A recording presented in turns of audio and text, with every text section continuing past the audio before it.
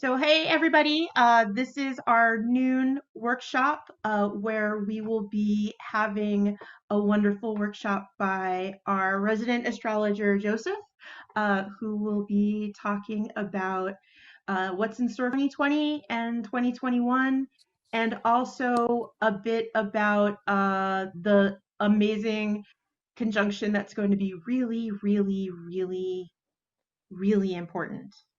Take it away, Joseph. Thank you, Alpandia.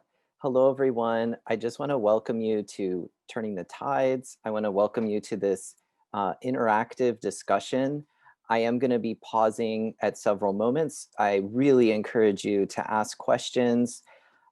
What today is going to look like is I'm going to share a little bit about all of the astrology, not all of it, but most the important stuff that we've been through with 2020 and a very special something called the Great Conjunction that is going to be happening right on the solstice. And I'm going to be talking about that and the impact that that might have on our lives, especially if you've got personal planet points on your natal chart near this conjunction. It could be a really big deal for you. Uh, so just a little bit about myself. I got into astrology, I want to say about 15 years ago, and I actually kind of got into it somewhat skeptical. Um, you know, I've I have a graduate degree and I'm trained in the scientific approach in our modern era to things. But I went because I was having personal difficulty in my life and in some areas of my life. And I was looking for answers and guidance. And what I found was astrology is a beautiful tool to really like what was over the Oracle of Delphi in ancient Greece was to know thyself. And in a way, when we start studying astrology, just from your person-centered perspective, personality is very much linked to our destiny. How we handle and respond to different situations in our life can really foretell how we're going to deal with them. And the other beautiful thing about astrology, I don't take so much a faded view of it. It's more like, what are the lessons? What are the life lessons that we need to learn?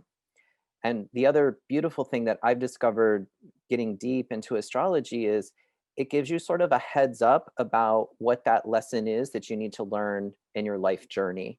And that can actually quicken, especially when we're going through some difficult periods in our life.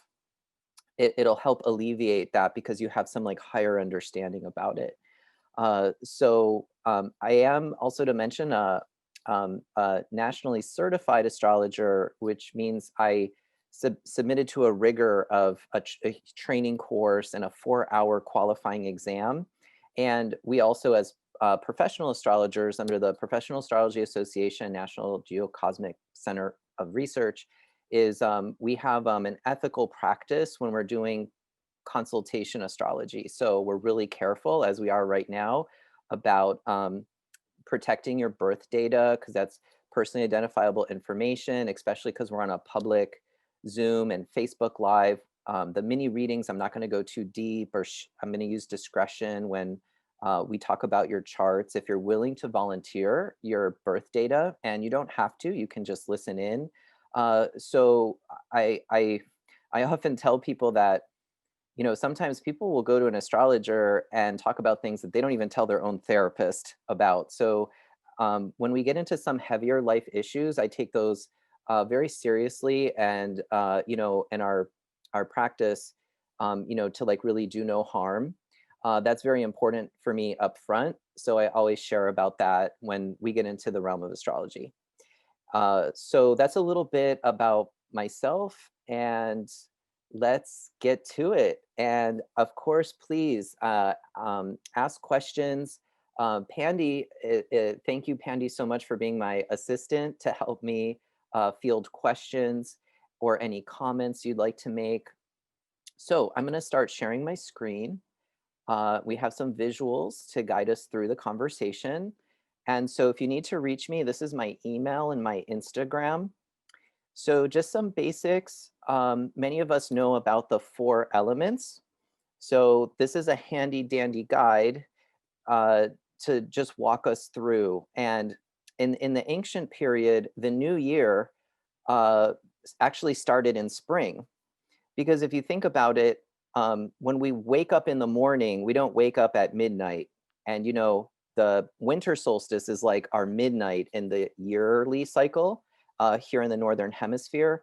But when we say a new day has dawned, we think about it when the sun is actually coming up. So in our yearly cycle, Aries, at the spring equinox is actually the beginning of the astrological new year, because we're beginning, you know, in the Northern Hemisphere, like we're coming out of winter and things are starting to grow and new things are happening and we're coming into the light. So with the analogy, and you know, astrology is really as above, so below to the nth degree. We really see that Aries is the beginning, because that's when things are really starting to like come into the light and grow. And this is when we start planting crops and, you know, things are emerging. And so Aries is a fire sign. And some things about Aries is they love to new and shiny adventures. They're all about that. Finishing things and staying the long course, not necessarily in their wheelhouse, but we love our Aries friends because they bring fire and excitement and passion to whatever they're doing and getting things started. So then in the seasonal cycle, we get into the sign of Taurus.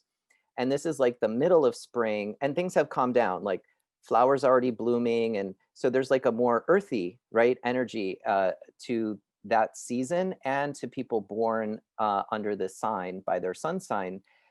Taurus is more stable, more calm. They want to now start making long-term plans. We've gotten through the initial excitement of spring, but now we want to, like, you know, do some more grounded things, right? We want to start making plans. We want to start enjoying the pleasures of the earth. Taurus can be a very sensual sign. And, you know, from an astrological point of view, Taurus is also concerned with value and wealth, because we're growing crops. We're, you know, we're turning our attention to the earth. So Gemini is a transitional sign. We call this mutable because we're moving from spring into summer. And Gemini is all about communication. They are the sales and marketing genius of the zodiac. They're also prone to fibbing. So we love our Gemini friends because they're very quick-witted, they're fast, they like to, they're all about information and knowledge. They're very quick-witted. So then we move into the beginning of summer. It's the sign of Cancer. And just some, before we use the crab in the constellation, the ancient Egyptians had the scarab beetle as a symbol of the sign of Cancer. So just some mythology there for you. Cancer is all about the family and emotional comfort, and they like ritual and you know, all the good feels. Cancer is about. And then we have another sort of very much family oriented sign. It's a sign of Leo. And those of us who live here in Florida, or especially South Florida, we know we're now in the power and the strength of the season of summer. And so Leos are the me sign. They're very much live their life through like all about them and what's going on with them. You know, pride goeth before the fall and all of that. However, Leos can also be super loyal. They're super family oriented. They're very loving, and good Leos are like work on getting in touch with their heart and opening up their heart. And that's like one of the, you know, hero's journeys of the Leo archetype. Our good friend Virgos, I gotta love my Virgo friends. They are very detailed, analytical, sometimes a little OCD tendencies with our Virgo friends. And like the biggest symbol of Virgo is a library. They just love knowledge. And Virgo is much more of a writer, where Gemini, because they're both ruled by Mercury, Gemini is more the talker, but they can be good at both. But that's sort of the emphasis. Virgos are also a sign of health. It's very, I'm often, when I do readings for clients and I see a lot of Virgo in their chart, I'm like, do you work in like the allied health field at all? And then, yes, my friend, I have a neighbor, I will keep his name confidential. He has a lot of Virgo in his chart, and he's a medical librarian. He has like 3 planets in for a university. So he's got like 3 planets in Virgo in the 9th house. So it's like, sometimes we just are our charts, right? So Libra, and what's interesting about the sign of Libra, now we're in an air sign. Libra is about relationship. It's about partnership. The dynamic of the one-to-one is very important for Libra.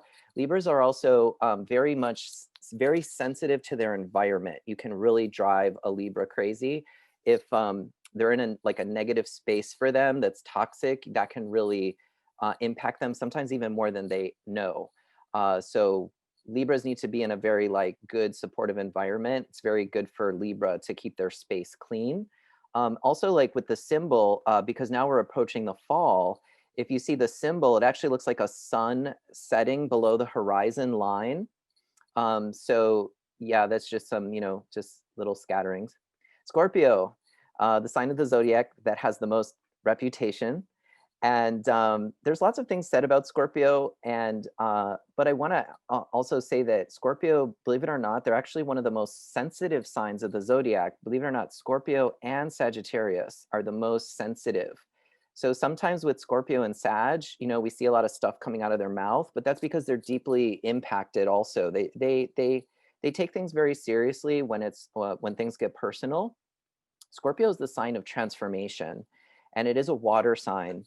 And Scorpios are really great because they like to figure out what is making some people and situations tick behind the scenes. They like to go deep. They don't just like to analyze the surface level. They like to go deep. So then we have our Sagittarius friends. Sagittarius is probably like optimism is a key word for Sagittarius. There are our hopeful friends. They always figure out a way to like get out of trouble. They're a sign of both philosophy and partying at the same time. Sometimes gets Sagittarius in trouble. But they're very much concerned about the bigger picture and higher philosophy and knowledge. And they are the last fire sign in our elemental cycle here. And then we have the Capricorns.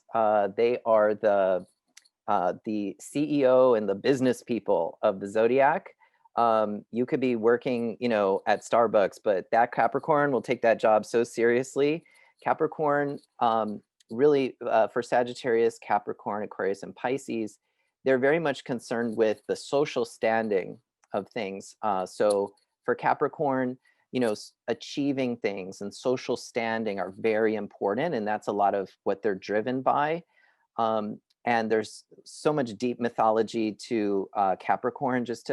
Actually a great Capricorn journey story is A Christmas Tale by, I think it's Hans Christian Andersen, and there's been many movie adaptations.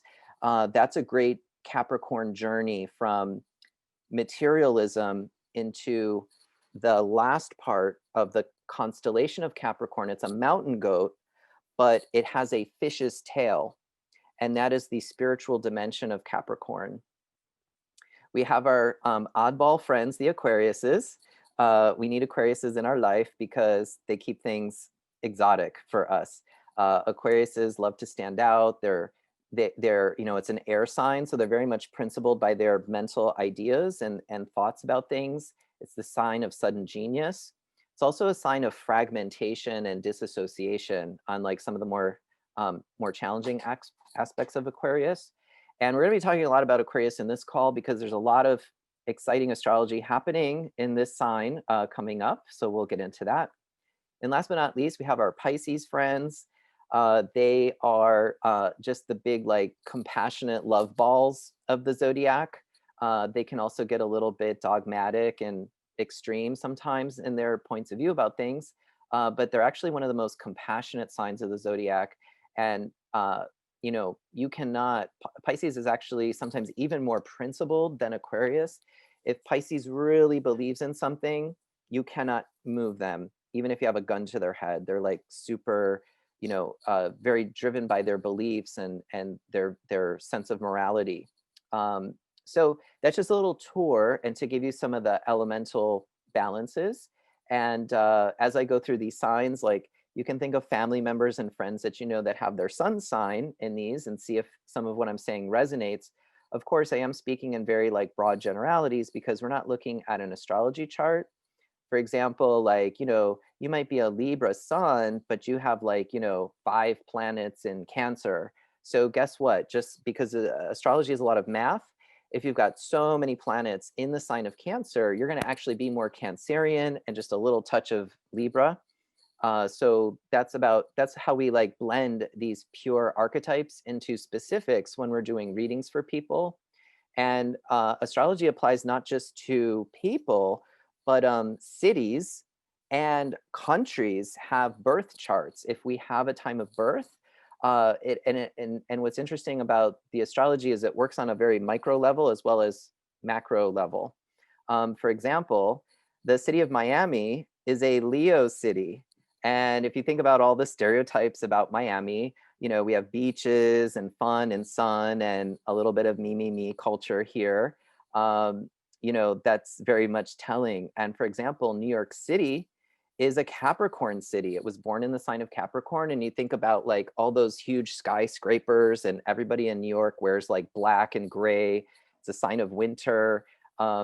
It's very much people trying to climb the corporate ladder and social ladder in New York City. So it's very interesting how astrology is like sort of holographic in that way. So these are the planets in our solar system. And some of you may have seen these symbols before. This is a symbol of the Earth and of course our moon. And over here we have Chiron, and the dotted lines here between Mars and Jupiter. This is the asteroid belt. And there's actually tens of thousands of asteroids that we've also incorporated into our modern astrology practice. And when big stuff is going down in our lives or in our society, we're on planet Earth, we want to take a look at these outer planets out here because they're much slower moving. They correlate to longer periods of change and transition in our lives. The inner planets, Sun, Mercury, Venus, especially the moon goes around the whole zodiac every 28, 29 days. These are more like, you have a bad day and a good day, but they're more like rapidly changing. When we want to see like big shifts happening at a more social level, we look to the outer planets because they move so slowly through our astrology chart. Some of us will never see a whole transit. Uranus takes 84 years to go around our whole solar system and one's astrology chart. Neptune takes like 184 years. We will never see a Neptune return in our astrology chart. And Pluto takes about 248 to 250 years. Astrologers are still wrapping their heads around how these energies correlate to earthly affairs and human affairs. So with the outer planets, what happened this year in 2020? Did something happen? Yes, it did. So from an astrological perspective, so back on January 5th of this year, I posted on my Instagram. I'm usually not prone to public hysterics, but I've never done a post like this before. I saw this conjunction, right, of all of these planets in Capricorn, particularly Pluto and Saturn, plus we had some other, the Sun and Mercury visiting there, as well as Jupiter. And it was an eclipse happening. And you see like all of this here. And there's the eclipse point in Cancer. And so I didn't even know like what we were really in for, but from an astrological perspective, we knew that this was a major like history marker, like 2020 was going to be in the history books. Now, in mundane astrology, Capricorn actually has to do with government and big business. So our economy, in other words. So we knew that there was going to be an economic impact, but what surprised me is we didn't know it was going to be because of a health pandemic. That was surprising. And so we knew something was going down, but then of course by, March, April, we really knew like what was happening. Now, very interesting. There's a guy, and I have a picture of his book here. I'm going to share just one page from an excerpt from the book. This is called Cosmos and Psyche by Richard Tarnas. Richard Tarnas is an academic PhD. He does astrology like on the side, and he kind of wrote this book as sort of a treatise for other academics and skeptics to really take a look at all of his research that he's put in here and said, you know, I know like those of you that are in a very sort of materialistic orientation to living life, there's something to astrology. Like take a look, and perhaps there's even something like a medicine that our society and people could benefit from if we started to engage with this very ancient and esoteric art. By the way, every major world culture has developed their own systems of astrology. I've even traveled to Hong Kong and received a Chinese astrology reading. Their system is different. A lot of it is the same. And I got to tell you, I was very impressed about how similar the readings were, Western compared to Eastern, and some of the very specific things this guy on Temple Street in Hong Kong told me about my life. It was like super, very specific details. So, it's something like, hatha yoga practice. It's just been with humanity for like more than 5,000 years. And, I got to say to people, if it's been around that long, maybe there's some, benefit, right, to humanity if we've kept astrology around that long. So now, Tarnas published this book in 2006. Did he actually predict something was going to happen in 2020? Yes, he did. And I'm going to share with you an excerpt from the book. This is the Saturn-Pluto cycle. So I've been studying this a lot because this is really what set off, you know, and how astrology works is we look at these angular movements of these major outer planets, and then it's so interesting that they correlate with periods of crisis, turmoil, and dramatic change, like globally for us. And so he published this book in '06, and like, if we look back and just one little technical note, with the Saturn Pluto cycle, the United States' chart, it's called the Sibley chart. It's deeply tied into this cycle compared to other countries that, maybe didn't go through an economic downturn or haven't been as impacted by COVID, because natally the United States' second house has Pluto in Capricorn in it. And in a couple of years, where the United States is coming up on its Pluto return. Now in astrology, the second house is money. That's your money house, your possessions of what you own. And what are we seeing with the United States debt? It is going out of control right now. So astrologers are worried that there's going to be a looming financial crisis as a result of all of the things that are happening. And if we can maybe learn our lessons as a country in time, we can avert that. So I just want to go through these dates. And what's interesting, the conjunction actually started in December of 2019, and that's why we call it COVID-19, because it was discovered actually at the end of 2019. We look back at the next period where there's a square between these two planets, a 90-degree angle in the sky. This correlates with the last economic downturn of the housing crisis, the mortgage-backed securities scandal that happened back in 2001. We also had a recession then. That was the dot-com bubble, they called it. There was a lot of hyper investment in websites and the internet because it was all new and shiny, and then that kind of backfired. There was also a recession in this period, same here. I think in 73 and 74, that was the OPEC oil embargo situation. So like you can go back even to World War II and World War I of all of these cycles between Saturn and Pluto. So yeah, so now good news is these two are not conjuncting again until 2053. So we are going to get a little bit of a breather, but I wanted to show you one of the things that makes astrology different than other divinatory practices is it's all data. It's all math and data driven. And so with that, I just wanted to let you know about some big deal stuff that's also happening.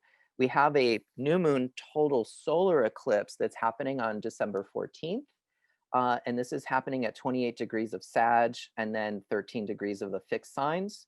And we have the next big deal thing. I actually think it's a good thing, but we're not going to see it necessarily these changes for a while because this is such a huge, major shift. And you're going to be seeing this on the mainstream media talking about a astronomical conjunction of Saturn and Jupiter. But in astrology, this is significant because I'm going to tell you why in a second. So this is called the Great Conjunction. It's when Saturn and Jupiter meet and they've changed signs by element. They go through about a 150 to 200 year cycle where they will only conjunct in one type of element, and then there's a shift. So this is what's happening. So since 1802, Jupiter and Saturn have only been conjuncting in Earth signs. So that's Taurus, Virgo, and Capricorn. And they make this conjunction roughly every 20 years on average. Now what's happening, and it's interesting, it's happening on the solstice. So we have solstice energy plus this conjunction all lined up. These two planets are going to start to meet now only in air signs for the next 200 years. They're going to meet in Aquarius. And then the next time they meet in 2040, I think it's going to be in the sign of Libra. So for those of us who know our like elements, earth, air, fire, water, and earth, if you think about what has happened, so we can put our thinking caps on them, and I'd love to hear from some of you, because if you don't know astrology, you know the elements, and we know our history, right? If you think about what's happened since 1802 until now that relates to earth energies and earth element, and especially relating to Taurus, Virgo, and Capricorn. And now we're going to shift for the next 200 years. We're going to move into air. We're going to be moving into the energies of Aquarius, Gemini, and Libra. Now I'm going to break down for you what are the practical, pragmatic ways we're going to see this, and have already been seeing this in our lives. So I'm going to just jump ahead here and talk about, and I invite from you, like, if you think back in the last 200 years, what resonates with developments, both positive and negative, from Taurus, Virgo, Capricorn, earth energies? So I'll give you some things to think about. So Taurus, remember, it has to do with value and money. So we've had just, since the 1800s and the Industrial Revolution that happened in there, we just have this major amount of economic activity. But Taurus, a negative Taurus energy it's a bankrupt agent. It's also a sign of debt with a non-well managed Taurus. And all of the world governments, pretty much, we're just carrying a ton of debt, right? Positive and negative things about Virgo is there in the last 200 years, there's been more information. Remember, Virgo's about data and knowledge and texts and libraries. We've had just a massive amount of data that's been produced by humanity that's not been seen in world history that we know about. And also we've had, Virgo, remember, is a sign of health. We've had major advancements in the last 200 years with health. The fact that in 9 months, we came up with a vaccine that has 90 to 95% efficacy for a global pandemic, that is amazing.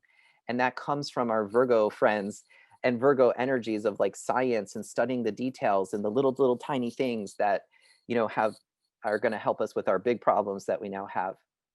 We also have Capricorn. We've had a revolution in government, right?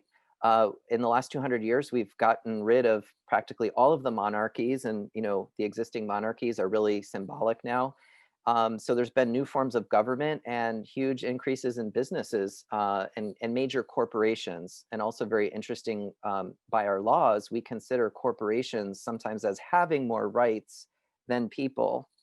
So there's, a lot of positive and negative things that have come out of the earth energies. So I just wanted to pause for a second and see, what do you notice about the earth energies, just so we can wrap up where we've been in the last 200 years. And then we're going to talk about next, what are the air signs going to bring us? So who'd like to share?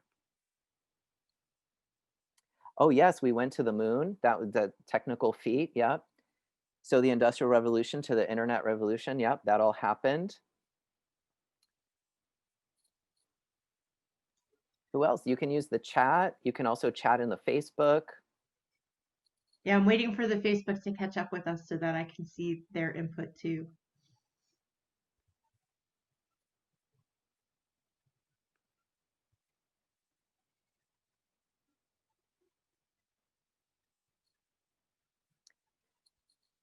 Yeah, so because Pandy, I can't see the chat when I go back to the screen. If somebody types something, please just say it out loud for everyone, and Facebook as well.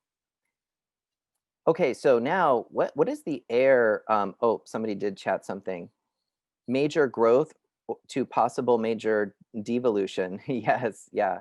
You know, so again, the astrology is about like if we can learn our lessons about how to manage these different energies, sometimes these energies can tempt human beings and bring out the worst of us as well as the best of us.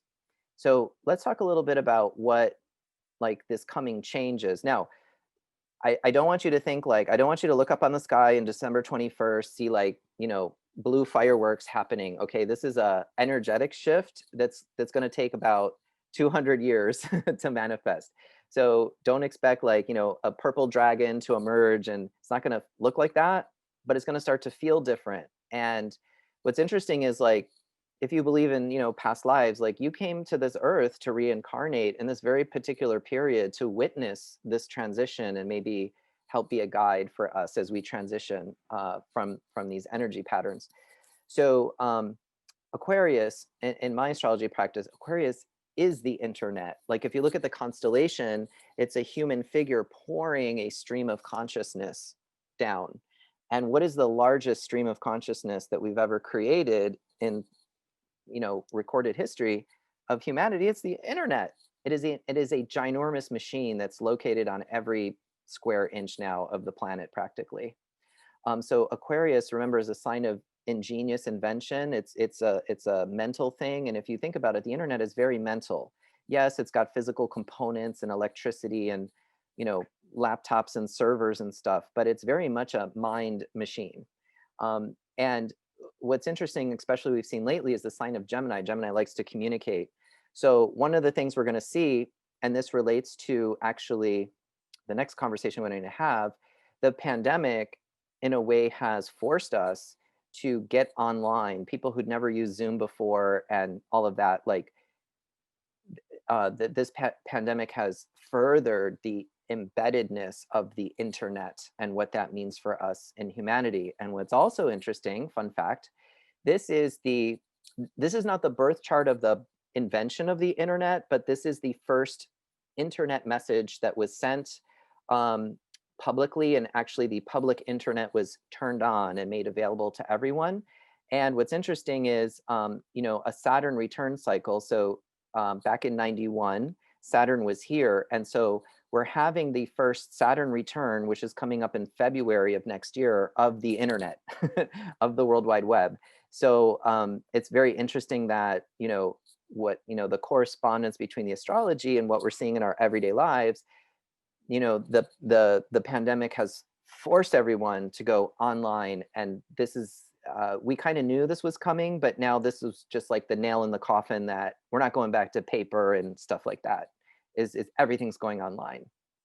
And everything that can be put on the internet, it's going there.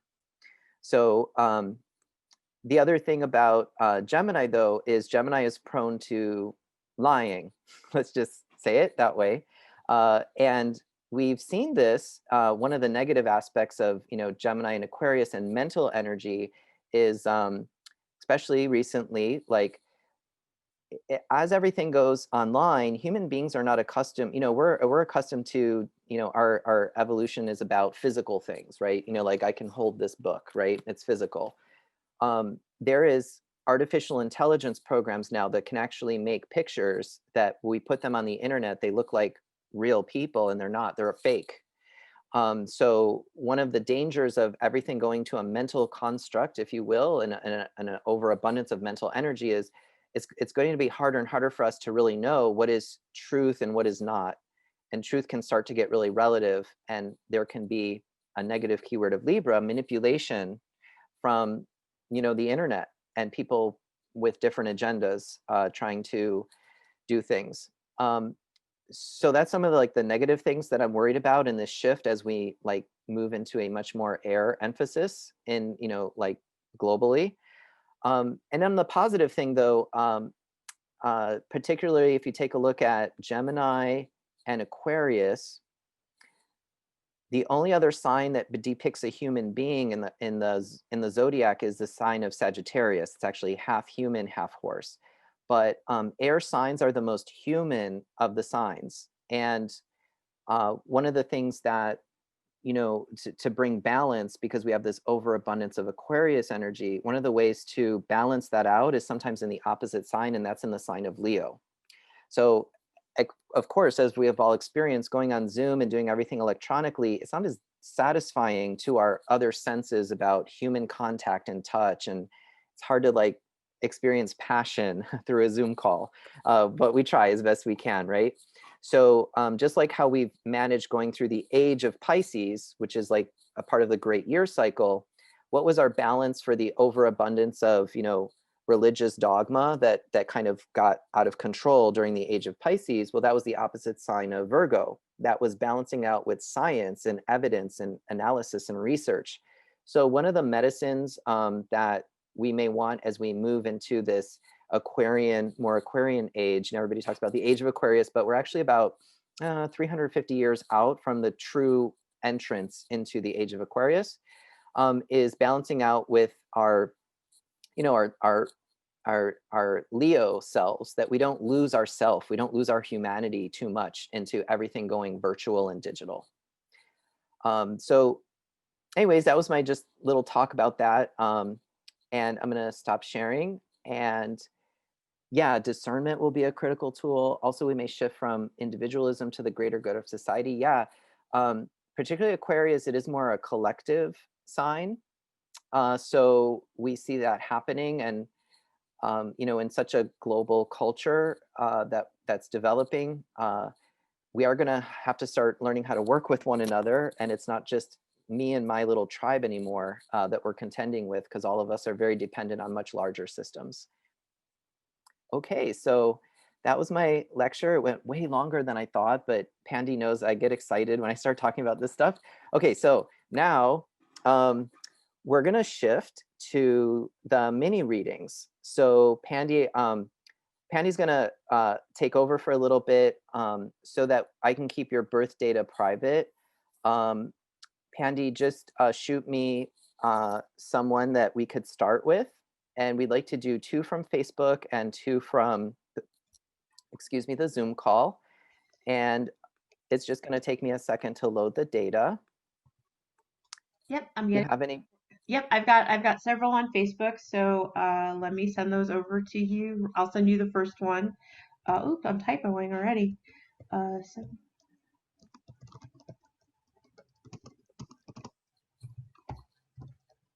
me just make sure I have that right. Nope, that's not right. Hi, Hermes. Thanks for all the help today. Da, da, da. Okay, I'm sending that to you, Joseph. So while Joseph is working on the birth chart, what he's going to do is he's going to put it in his software, and then he's going to make it so he can share it with us and not provide the person's contact, personal identifiable information. So no one's going to get there's no Nigerian princes on the call who can grab your birthday and then create an account for you somewhere. So in the meantime, for those folks who are with us, I just wanted to let you know, first of all, thank you for joining us for Turning the Tide. We are about halfway through our workshops. We're going to take a little bit of a lunch break after Joseph's workshop, and then we'll be back at 3 p.m. with a workshop about tarot, and not like a Tarot 101 course. This is going to be more personal stuff for tarot, and how you can actually, like, it's usable to you, not just as a potential divinatory tool. It's not going to be like, here's the Empress and here's what she means, and here's the Emperor and here's what he means. So you'll definitely want to come in for that. And then at 4:30, we will be having our own Miracelina from Georgia, who literally wrote the book on witches in the movies, who will be joining us for her workshop on witches in the movies and on media. So all of the witches and a bunch that you probably have never heard of will be featured in that workshop because she went on a deep dive into records that most people don't have access to, and she was able to find all sorts of depictions of witches going back way in the past in all sorts of different countries. It'll be great. Thank you, Pandy. Okay, so I have the first chart up, and this is a little unique because I don't know who I'm talking to. I didn't get a name, so I'm going to just read it. So if you know this is you, I guess what I'll say is this is a Rhode Island birth, okay? So that'll help clue the person in whose chart I have up. Okay, so we have a Virgo rising person. As I told you, Virgo is very much concerned with health and things being organized and neat. There are messy Virgos, but they function much better. And by the way, this is the rising sign over here. It's actually sometimes even more important than your sun or moon sign, because this is very much telling about your personality. It's the sign that was rising when you were born. That's why time of birth is so important. Let's see what's going on here for this person. So on all of their cardinal axes, we have mutable signs all around. So this is somebody that, you know, with mutability, that means that they're very much motivated by principle. If they know something is right or wrong and somebody tries to force them to do it, you've met an immovable object. So that's very noble about the mutable signs. And we also have a lot of Gemini and Cancer energy here. So this is somebody also with the Cancer emphasis, especially Moon in Cancer, that you know, very having, you know, a dynamic family life is important, and has had a lot of stuff going on with their family, and which may not have always been easy, but it's been a big part of their life. Also, we see, you know, for those of us who believe like in reincarnation, we have definitely a new moon. So there's actually, even though Aries isn't so prominent in this chart, this person though does function like, so what I want to say is like, you are a newer soul. You're not like brand new, but this lifetime is about really going out and experiencing things, and it's okay to mess up because you're in a very new cycle in your reincarnation cycle. And I'm getting that from the sun moon. This person was almost born just after a new moon, right? So from an evolutionary astrology perspective, we say that this is somebody that is, you know, sort of has a clean slate or cleaner slate, and they're really meant to like go out there and try stuff and mess up, and that's okay this lifetime. We also have a north node in the 5th house, which actually could indicate that this person, it's important for them to build their own family and what that really means for them. And that might have been something that happened a little bit later, not so younger. And that's sort of like a thing that they need to fulfill and accomplish in this lifetime. For this person, Saturn is in the 5th house. So if this person has any children, right now, Saturn, he's the taskmaster of the zodiac. When he goes around, he visits each one of the houses, and you see there's 12 houses, and that's an area of your life. So Saturn is definitely telling this person, if you do have kids, you need to really pay attention to them now. It is all about seeing what they need, making sure their needs are taken care of. This is a critical moment right now. And then as Saturn moves into, I want to say like, you know, sometime next year, like, let's say by springtime, Saturn is going to transition into this person's 6th house, which is this house of health. So Saturn is going to really be checking up on you to say, how's your health doing? Are you sticking to a diet and exercise plan? Have you gotten your checkups? Now, this person could actually go do that now. And then when Saturn visits their house of health, Saturn will be happy that you've done that. So just to share with you, like that's the major stuff that I see.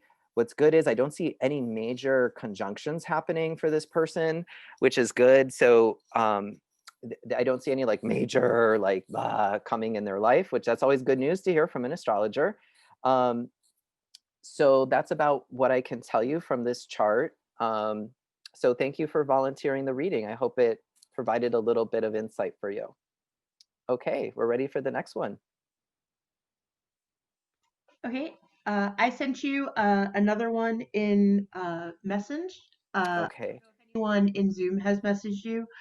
So while Joseph is pulling up the next chart, I just wanted to remind everyone that if you would like your own in-depth reading with Joseph, you can connect with him on a variety of different places. He does readings through Luna Bohemia down in Miami, and he's also doing classes that way too. You can follow him on Instagram. He's Stars by Joseph on Instagram. You can also email to starsbyjoseph@gmail.com. And you can follow him on Facebook. Just search for Stars by Joseph. And he's an amazing teacher. I did his 12-week astrology course, and I felt like I was plugged into the astrology matrix. It was amazing. I'm still looking over my notes and going, wow, this is a lot. You definitely get a very big depth of information from him if you take any of his courses. And Joseph also made himself available to us for tutoring, and he just do it. I can't 10 out of 10 would recommend. Okay, well, Pandy, thank you for the thumbs up. I really appreciate that. So right off the bat, so this is the natal chart in the middle, and then around it, just so I can do the mini readings really quickly, I have the current transits of the planets. So you're like, what is Joseph looking? What is all that spaghetti on the screen? That's what it is. Now, what's interesting is we've got 1, 2, 3, 4, 5, 6, 7, 8 planets.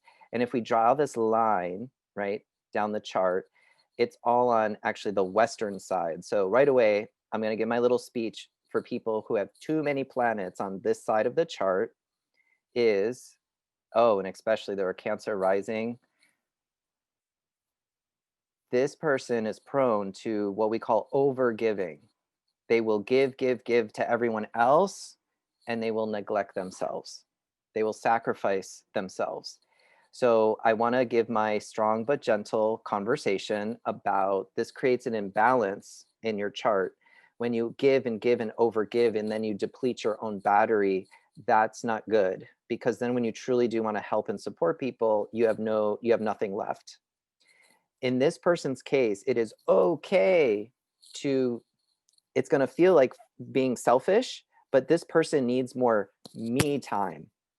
Okay, so I'm going to yell at this person very gently. You need to really give to yourself more. You need to nurture yourself more. You have a tendency to just way overdo it with people, which is admirable, but then you don't want to create situations where then people are dependent on you, because that's disempowering. Okay, so please give yourself, especially through this year, more TLC for you, just you, things that really make you happy and nurture yourself. This person has a lot of water energy in their chart. What's interesting is, just like the last chart, we have a North Node in the 5th house.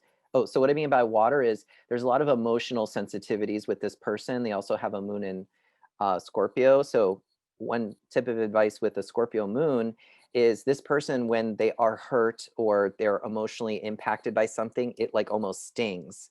And moon and Scorpio people literally need to like exercise their demons out, like get massage, go jogging, like sweat it out, like literally get the emotions out of you, because Scorpio is a sign of retention, and you don't want to sit with that toxic negative energy too much. So it's important you literally physically discharge your emotional stuff.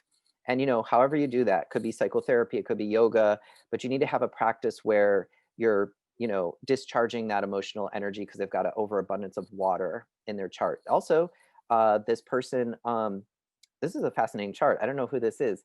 Their sun, if you see it right here, they were born, this is very special. You were born when the sun was directly aligned with the center of the Milky Way galaxy.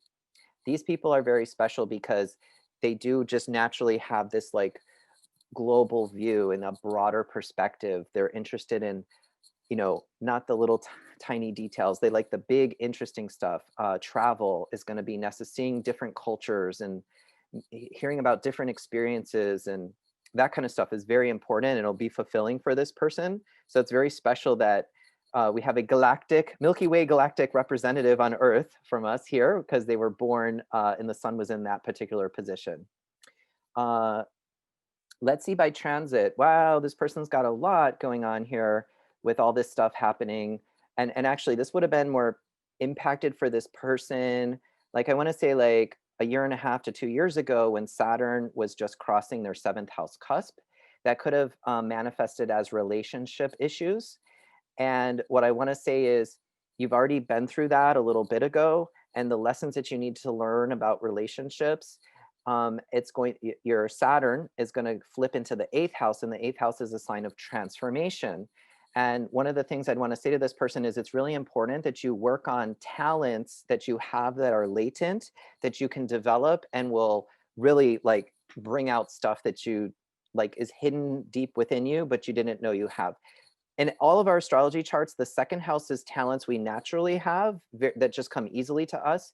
But the 8th house, if you really go to work on it, it's deep hidden talents that are within you. You just got to work hard to like pull them out.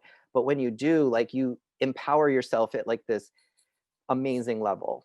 Just fun fact about myself, believe it or not, I was terrified of public speaking. If you asked me to like do a Zoom call with a bunch of strangers, I'd be terrified. And so I worked on my 8th house, and I went through, I don't know how many years of struggle of stage fright and fear of public speaking. And then I finally just got through it all. And now like, well, now you see me. So this is just an example of when you can work on your 8th house. And what I'd say is, this person is, their 8th house is in the sign of Aquarius. Saturn will be doing a nice transit because it's in traditional rulership there. And working on intellectual pursuits and knowledge or mental abilities that they've wanted to like work on. So for the next 2-year period coming up, this is going to be very beneficial for this person. Okay. Okay, so we're ready for the next chart.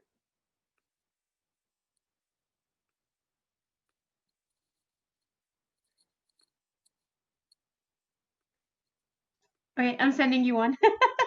Okay, thank you. Okay, so, oh, by the way, the last chart I was reading, I forgot to mention, it was the San Antonio chart. So if you were born in Texas, that's you, okay? All right, so this person is born in, okay, I'm just calling it name 3. We're getting the birth information in here. And if you are liking and loving Joseph's astrology workshop, you can check out several of our past episodes of Reaching for the Moon, the EMLC podcast that we put out every Sabbath. We have been blessed to have several of Joseph's workshops appear on the podcast. Thank you, Lady Bridget, for putting the podcast together each time, including the very first part. It's a 2-part podcast.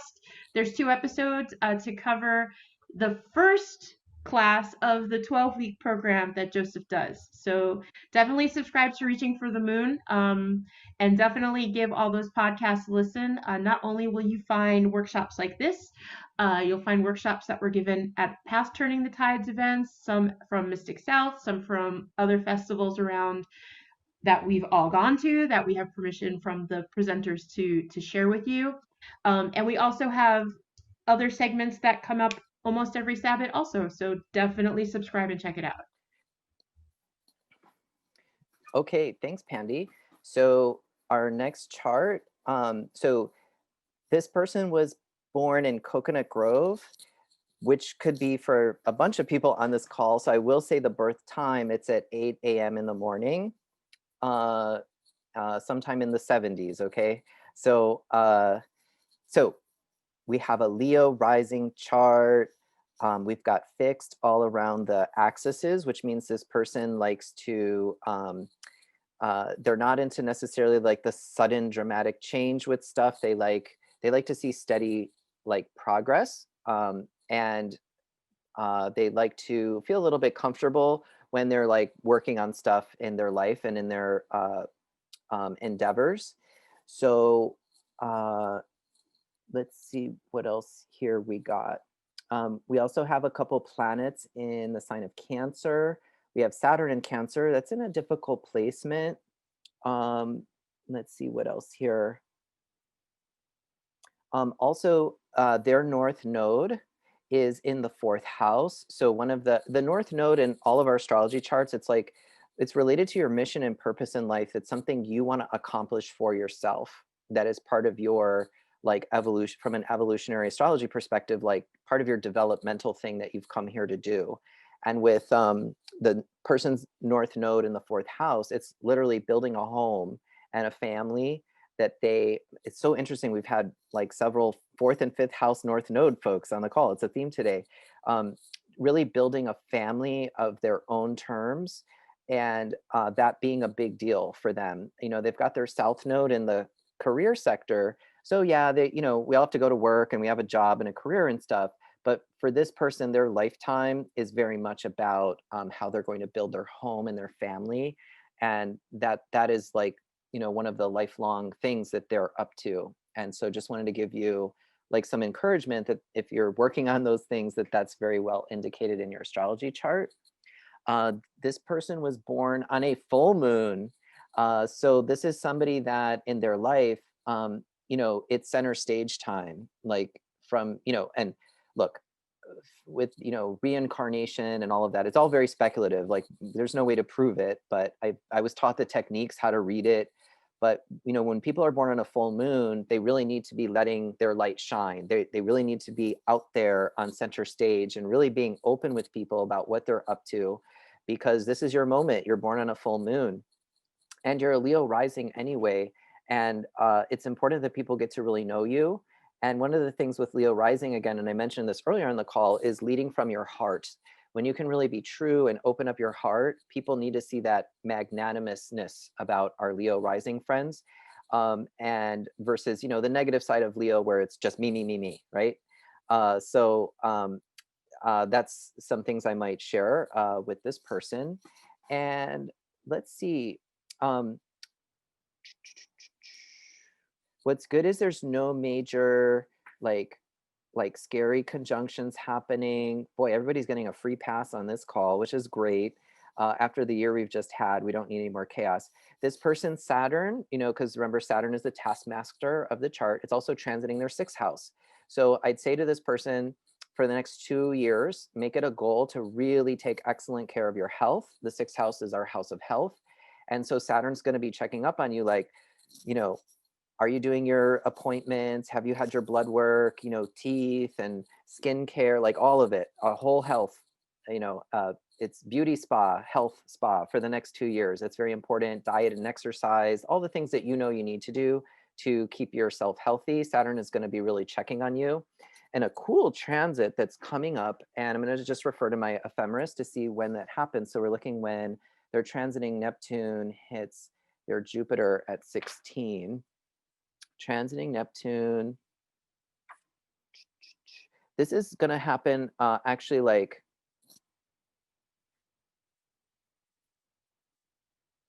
does it retrograde? No, it already passed. Oh, shoot. Okay, that transit already passed. But I would say to this person, because we're still within a 2-degree orb, like a little bit ago, like I want to say actually like, oh, this was a while ago.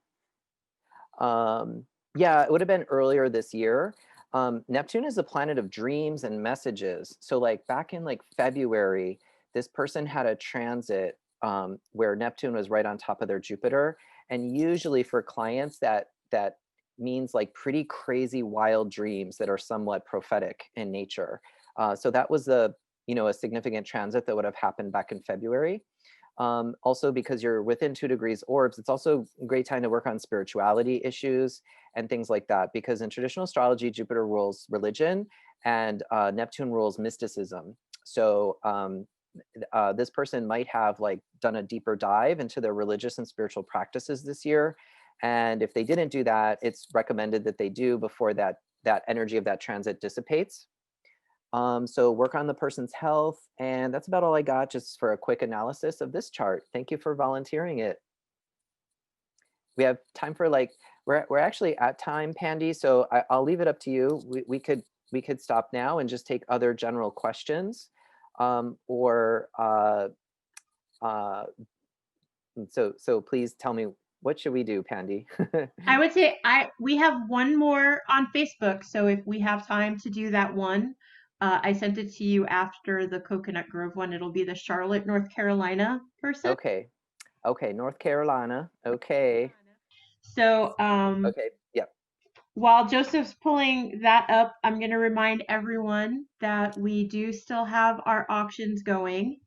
And there are tons of good items on the auction. There's a slew of books, there's a bunch of statues, there's a couple of tarot decks, there's some great witchy masks, um, there's a drum. I mean, there's a lot of stuff, people. Go bid on it.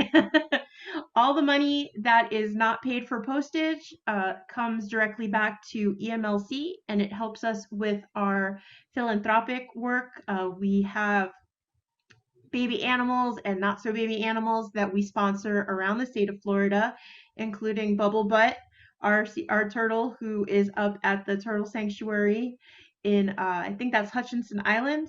Um, and we have scrub jays and all sorts of different animals that we sponsor across the state of Florida. We make donations. We help put on events like Turning the Tide. So all the money that goes into your auction item is other, like I said, other than shipping, will be coming back to EMLC. So definitely bid. Auction ends tomorrow, Sunday, at 12 noon. Okay, okay, so this next chart is North Carolina.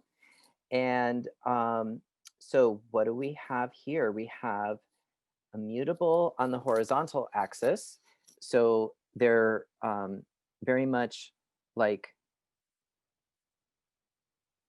you know, they're very much driven by their principles and their beliefs and values, but at the same time, they're a little bit more flexible than other folks that are really like dogmatic about their beliefs, because we've got a fixed sign in the horizontal axis. So they like to see things progressing and moving forward. And let's see, they were born, that looks like that is a disseminating moon. So if this person is not doing so already, they need to be teaching.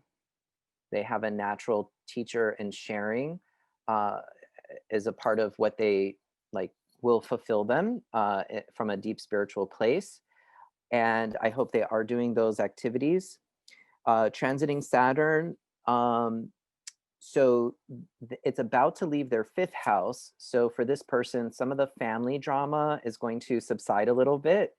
And then, gosh, everybody's getting a sixth house Saturn transit. So I guess the theme of it, pay attention to your health, and not just because of COVID. Like, you know, the next 2 years, make sure you do your doctor's visits, your checkups, your blood work. You know, you've heard the spiel. Okay. So sixth house transit with Saturn, you know, really take extra good care of your health. There may be some extra health things that you'll need to manage. But if you follow along and you do what you need to, you'll get through that period with no troubles. Let's see, what else? Any other major transits? No, thank goodness. Let's see what else here.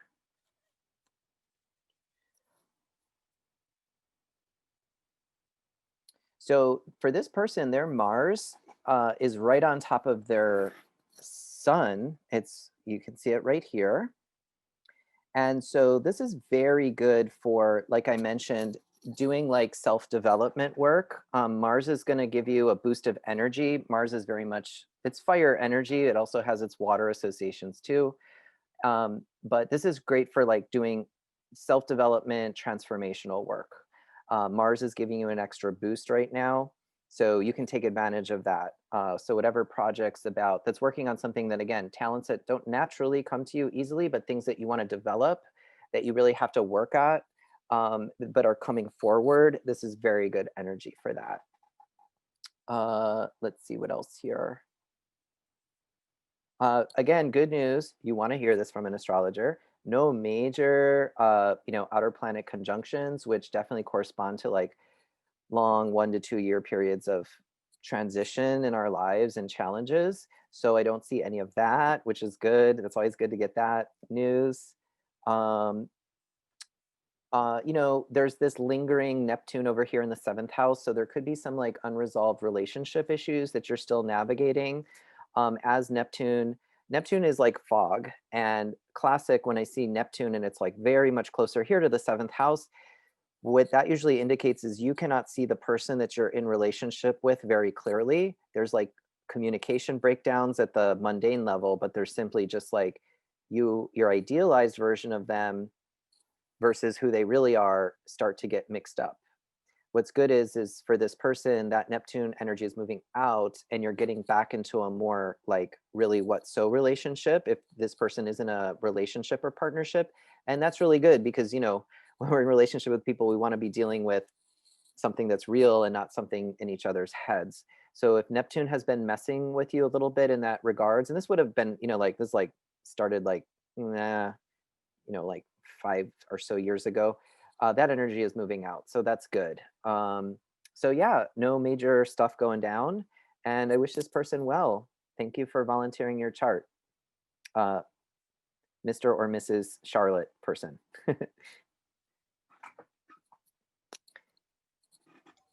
Those are all the charts I have. So, so does anyone have any questions for Joseph?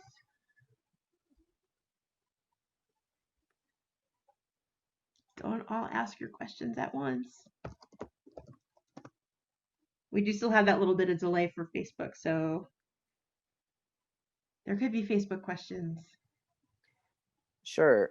What I will do, if anybody does have any questions or anything, so let me just go back to screen sharing. Some upcoming opportunities is I will be doing a mini workshop and live mini readings at Luna Bohemia shop. It's on it's in a shopping plaza on like Ludlam and US 1 in the South Miami area. That's going to be Saturday, December 19th at 6:30. Here's the info. You can just show up and pay at the door, or you can call ahead at the store and reserve a ticket. There are very strict, which I'm happy about, mask wearing and hand sanitizing and social distancing policies in place. So just know that you're coming into a shop that takes that very seriously. And depending on how our pandemic numbers are looking, especially this past year, I've done a lot of these on Zoom when we were in lockdown mode and whatnot. So we are doing this one at the store, and then moving forward, I am planning, I don't have a date selected yet. I'm doing another 12-week like basic astrology class where you can know nothing about astrology. And if you are paying attention and working with the material, by the end of 12 weeks, you could read natal charts and say very specific things about people natally. I am also pretty soon going to be offering an advanced class. So if you already know the basics, I'm going to show you like how to do like secondary progressions and transits and eclipses and all that more like complex stuff. And please reach out to me. I love astrology. It's a very deep, amazing conversation. Um, it's really my passion, one of my passions in life. So these are just different opportunities to connect. And again, there's my Instagram. It's Stars by Joseph. My Facebook also is Stars by Joseph, and my email address if you want to contact me. I'm very accessible. I love to talk about astrology. It's not a bother if you have like mini questions and things like that. So Joseph, we did have a question. There's a couple questions in the Facebook. One was asking if you could talk more about rising signs because you said to pay attention to them as they are more us. So Yeah, so in astrology, like in popular culture, we use the sun sign, which is like you go, well, I'm an Aries, I'm a Capricorn. That's your sun position, right? And as you see, as I'm pulling up charts, there's like lots of other planets and solar system objects involved.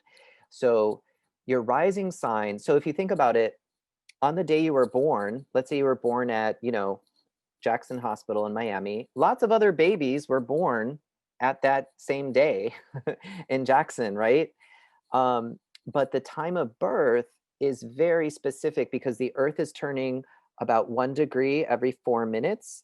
So your rising sign is like, it'll like lock in, and that is the most you versus the other babies born at the hospital that day in your location. And if you think about it, even like twins, they have distinct birth charts. For those, in OBGYN and doulas involved, we know that both babies do not pop out at the same time. We go one at a time down the ladder, chutes and ladders, and one baby comes out, and when they take their first breath, that is the moment of birth, and they're going to have that ascendant, and it could be a couple minutes later, could be 20 minutes later. Birth is a harrowing process, and it can be an hour later. The twins will have the same sun sign, but they're going to have different ascendants. And remember, you just need that 1 degree shift actually it's 3 minutes and 56 seconds on average is the Earth turning of the Earth. So that'll give you a different ascendant. And that's really just, our nerd math talk about how we can get astrology more precise to you and not so general. So I hope that was a succinct answer about the ascendant. It's just more telling about your outer personality, where the sun is your inner spiritual personality, and the moon is representative of your inner soul and emotions. So that's why the rising sign, also known as the ascendant, is more telling, because it's like the mask you wear every day and how you interact with people in the world. Any prediction about the pandemic? How long will the vaccine work? That's yeah, so just like, I don't know. What I will say though, and this could help us approach giving us some insight to that question, is the astrology for 2021 is not going to be it's not 2020, okay? And what I want to say is we're not out of the woods yet. It's not like we get into next year and magically the vaccine goes out. I mean, to vaccinate 350 million Americans or however, I mean, this is going to be a monumental feat. Other astrologers are also worried about the economy because we have the Saturn-Uranus square dancing with us all next year. When we look, especially when we reference folks like Tarnas and other people who look at these like larger astrology cycles, the Saturn-Uranus squares are tied to economic downturns in economy. So we have worry that, all of the severe sudden changes that happened in 2020 we're going to start to feel more effects of them next year, just as the vaccines are rolling out. So we're not through the woods yet. It's not going to be bad as 2020, but we're not through the woods yet. We still have another like 2 years of some major outer planet transits that are going to be impacting us. And you don't even need astrology to see it. It's things on January 1st, things are not going to magically turn around. So we need to stay diligent. We got to be in here for the long haul. We got some major shifts happening for us as a global society and as a country, as the US approaches its Pluto return in its house of money, and we're racking up lots of debt, paying for all these vaccines and everything and whatnot. So we have some worry about the future, but good news is it's not 2020. So that's about all I've looked into astrologically and sort of quote unquote predictively for at least next year. So Joseph, we had another question out of Facebook asking if you've done a chart for the Biden-Harris administration. No, I have not. And I wouldn't, I get a lot of political questions, and I kind of shy away from political astrology. There are astrologers who specialize in that, and I don't know all the techniques to really do that. And it's not my super favorite interest. I follow other astrologers who are experts at that. So what I will say is that I've talked to other very senior astrologers, and Kamala Harris, she's, this is again them talking, not me, but it's been verified by multiple other astrologers. She's really entering a long period of her chart really activating. So she will be somebody to watch, not just for this, I guess, incoming administration, but also like longer term political involvement. Okay, so that's actually astrologers were talking about her back in 2018, that in December 2020, using techniques from Hellenistic astrology, her zodiacal releasings are like perfecting right now, and she's gonna like go into a period of like launch pad kind of moment. So that's all I've heard about that.